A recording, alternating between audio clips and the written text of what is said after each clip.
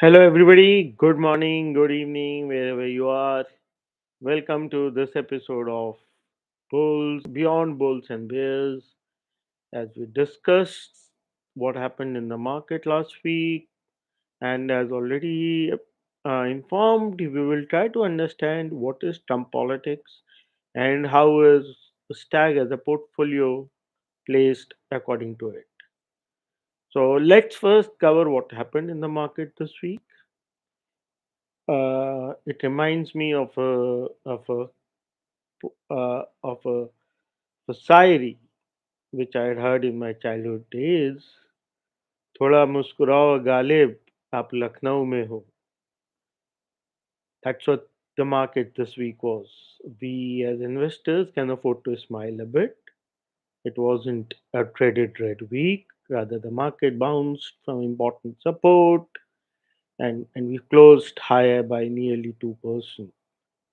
Uh, we saw a larger bounce in mid and small cap also, implying that the broad base there might be some short covering or some inflow of money.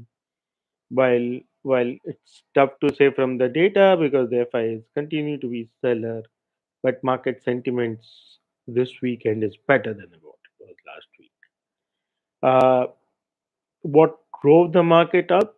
I think the global markets beyond the point, while they continue to be volatile, but the negative news flow, I will not say has stopped because there's a lot of talk about US increasing the tariff on India. But what was important is the global macro in terms of bond yields, DXY, crude remained low, helping the risk on process. Uh, let's come to the topic for the day, Trump politics. Broadly, the way I look at it, the way I think, and the way I understand from whatever I'm reading and speaking to people, Trump politics is beyond the point to make America rich, make America have a favorable trade with all the major economies, and it's all about making America the greatest country again, which means he is going to indulge with any and everybody who thinks is stopping America from doing that. While doing that, he is using something which, if I can use the word fear mongering, he's a businessman after all. I think he's using the concept of fear mongering to bring people on the table, on the table of discussion, and continue to be arrogant around it, using his powers of both money and military and his perception to so that the negotiation moves in his favor. Like a typical good negotiator, he starts with one extreme and probably settles for a middle path so that everybody goes happy on from the table. He has done that successful in the past for himself in his business, and I will say both as a politician and president in his presidential role last time, and hence I think he is going to follow the same policies, and that is where everything is starting. The same concept of love and hatred, which is talking good once and then talking hard the other moment. A typical style of a good negotiator, which he himself calls himself to be. What does it mean is it kind of dissettles the equilibrium. And I think that will continue for the next few months till he finds the next agenda. What is important for us is his call that he will do a reciprocal revenge tariff against all the countries. And with India having the kind of tariffs they have for certain sets of products, he's using that as saying that we will also put tariffs on India on a similar size. Uh, looked down at the few numbers and found that India imports roughly, I would say, $60 billion worth of things from US, and India exports around 85 billion dollar worth of things in terms of products predominantly. I'm not talking about services here. And so what happens? if India reduces the tariff to avoid higher tariff, which means the imports will increase, both in terms of it will impact the margin of a competitor in India, but it will also benefit those who are importing from India. The interesting fact is most of the things which India imports from US are actually B2B in the nature because they are either manufacturing equipments or capex related equipments or technologies related to stuff. Then the question is, why does India have that import? India has that import because India wants countries to come and produce in India rather than just selling it from the US, which means that you are trying to induce capex and job creation and everything related to it. And hence, while you need to import certain sets to get it up and running, the idea is the bulk things get produced here. So if actually the tariff comes down, while it will impact the exchequer, I think there will be manufacturing sectors will actually benefit from it. One of the is aircraft imports is a fairly high one. Equipments in a lot of manufacturing sectors are fairly high. So while bringing the tariff down will probably impact the exchequer in terms of revenue, I don't think it will impact too many industries. Plastics per se is something which may get impacted, but those are fragmented industries. So none of the large players gets impacted. Now, if we look at the other way, what are the other side doesn't decide to bring the imports down, and US comes up midway and says, okay, I will increase the tariff for the exports. So what does India export? India predominantly exports more of B2C. Other than agri and pharma, what I found is a lot of exports are related to jewelries, diamonds, textile, which might be B2B and B2C both. So, what it does is if they increase the tariff, then it leads to higher inflation into US. So, hence, my view is a reciprocal tariff, if it happens, is more negative for US than for India. And if it does lead to lower import, while it's negative for the exchequer and for some of the companies, crude related and I will say plastics related a bit, but broadly it is good for the manufacturer. Hence, I will say that a reciprocal tariff negotiation will impact the exchequer and not the economy much. Let me put it this way. That's what the data analysis tells me. While sentimentally it is definitely negative, but I think by the 2nd of April that is going to get fairly priced. Now let's look at what are the impacts on various sectors and companies and where does StaG stands among that.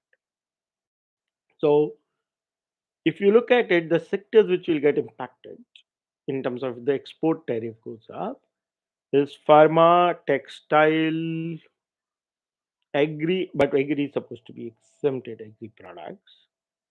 Uh, so broadly on these points, we have a zero allocation. But the tariffs, if they increase, they will not only increase for manufacturing, it should have a follow-up effect on IT and services also. Again, where our weightages are zero currently. Broadly, where is this tax weightage? As those who are invested with us or who follow us knows, we are roughly around 40% in financials. I will say we are around 15% in auto. I will include airline, power, and cement into infra or manufacturing. We'll saw another 15-20% there. In consumption, we are around 12-15%, with zero weightage to pharma, zero weightage to commodity, and zero weightage to IT, textile, and other small sectors. We are actually completely insulated from Trump politics beyond the macro aspect of it. Now let's look at the macro aspect of it. India is set to be average of around 50% tariff, and hence, if the tariffs come down, there's some reports which talks about $3.5–4 billion impact to the exchequer. That's 0.2% of the G. I will say less than 0.2% of the GDP. So, so in terms of it increases the fiscal deficit not even by 0.1, 0.2%. What it means is that it can easily be compensated with a higher trade relationship. So net, I think it's more of fear mongering and making people come on the discussion table rather than anything else. Uh, it is interesting to see how it pans out, and it might have a sentimental negative impact in the interim. But trust me, it is, from whatever I can make out from earnings perspective, it is structurally definitely not negative for the market, and definitely not negative for a stack per se. So the question aligns is why it is not negative for stag, or why are we placed in the manner in which we are placed. The answer to this is lies is our view, which has been there for last 1 year, that we believe that India is the fastest growing economy, and that is where the money and the earnings are to be made.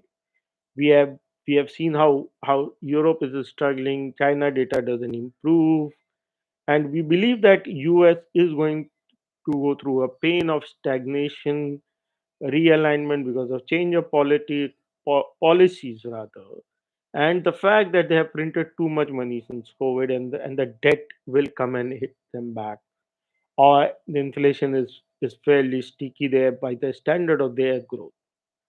So, having said that, we have already aligned ourselves to the portfolio to India consumption and India growth, and that's where we are. And any policy which doesn't impact the India growth or India consumption is has a negligible effect directly in the portfolio, indirectly in terms of market texture, it does. But that's only short term. In the medium and long term, the only thing which matters is earnings. And I can assure you that it doesn't impact our earnings much. In fact, there were a lot of questions during my last few interactions about, with this fall in the market, have we tweaked our portfolio? The answer is no. With this slowdown in economy, have we changed our earning estimates for the next 3 years? The answer to that is also no, because 60 to 70% of our portfolio has been resilient to this slowdown. A part of the portfolio does impact, but the overall impact is a few percentage point, which I also think is temporary in the nature, and hence I do not see a reason to change my estimate. In fact, for whatever it is worth it, my communication across the board to the clients is, even if you have put money at the peak of the market in October 24, you can very well expect to double your money over the 3.5 years, which means that I expect the markets to bounce back sharply whenever this settles down. When will it settle down?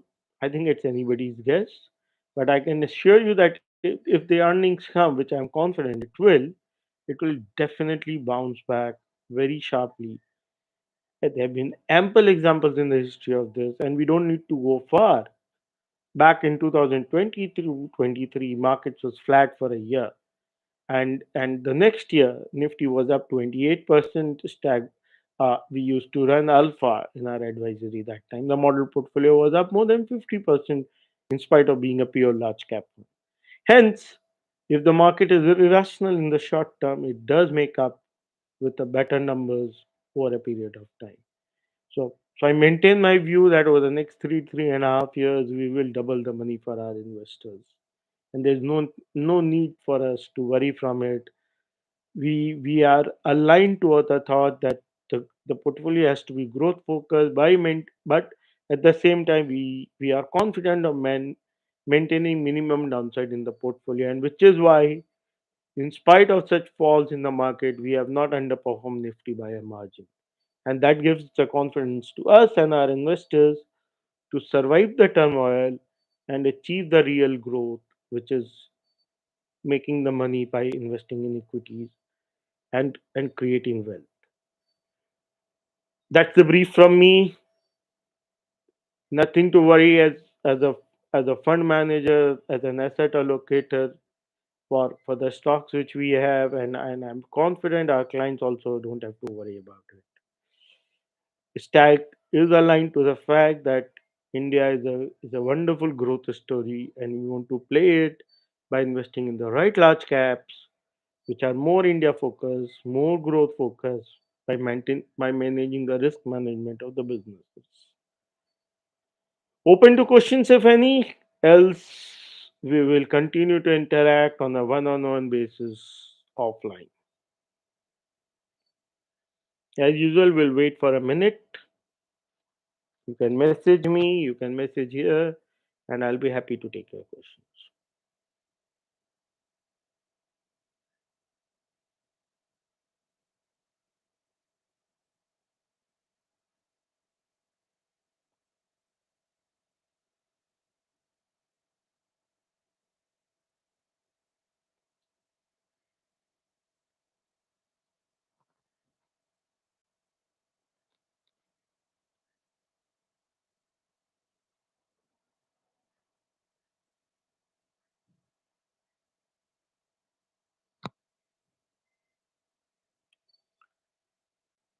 With no questions, I will take your leave. See you around next week with another topic. Meanwhile, it is the final of the Champions Trophy, and I'm a cricket lover. Those who are cricket lovers, let's enjoy the match, and hopefully, India will win this trophy today. Thank you, guys. See you around.